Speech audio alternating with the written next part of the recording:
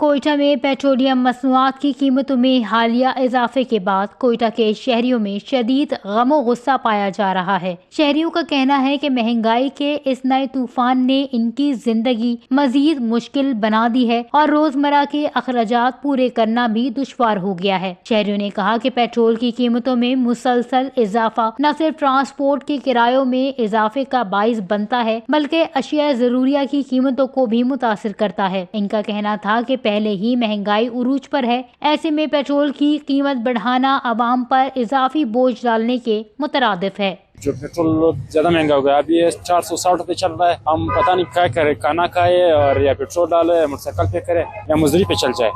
تو پیٹرول ایک دم جب مہنگا ہو گیا، صبح سویرے جب اٹھ کے تھے پیٹرول 460-59 روپے کا ہو گیا۔ یہ 460-59 میں یہ آج کل کے ایسے حالات ہو گیا کہ 1000 روپے دیہڑی بھی نہیں ملتا ہے۔ آج کل تو بالکل بہت دو چار ہے غریب عوام، بالکل ہمارا سارا سسٹم جو ہے پیٹرول سے چلتا ہے۔ پیٹرول یہ اس مصیبت پر آ گیا تو غریب عوام بالکل مصیبت سے بھی مصیبت پر نچلے درجے پر چلے گی۔ اللہ تعالی جنگ تو بالکل چل رہے ہے۔ آپ اس حالت میں ایران سے اپنا کوئی عوام کے لیے کوئی سسٹم طریقہ کار بنا لو۔ ایران تو ایسے نہیں ہے کہ آپ سے تعاون نہیں کر لے گا، آپ گورنمنٹ کے ساتھ کوئی تعاون یا اپنے غریب عوام کے ساتھ کوئی تعاون کروا لو، یا گورنمنٹ ایسے ریلیف دے تاکہ کوئی غریب عوام کا کچھ ہو جاوے۔ یہ تو بالکل آپ سارا شہر دیکھ لے، پہلے لوگ ایسے عوام پھر رہے تھے، لوگ پھر رہے تھے، شہر میں آ رہے، ٹریفک جام تھے، ابھی دیکھو کچھ نہیں۔